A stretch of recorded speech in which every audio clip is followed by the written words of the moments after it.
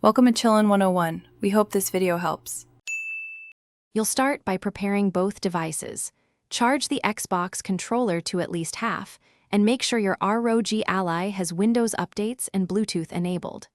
Put the controller into pairing mode by holding the Xbox button and the small pairing button until the ring flashes. This tells the controller to broadcast so the Ally can see it. Once done, open Bluetooth and devices and click Add Device. The why is simple. Active pairing mode and up-to-date OS avoid driver conflicts and speed discovery. You now choose the connection that matches your needs.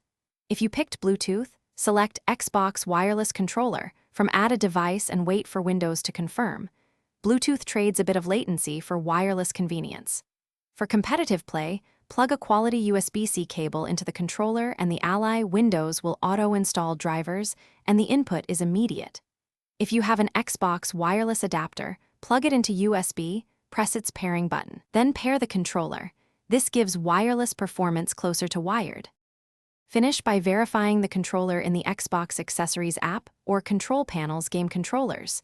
Test every button and update firmware if prompted so inputs stay reliable.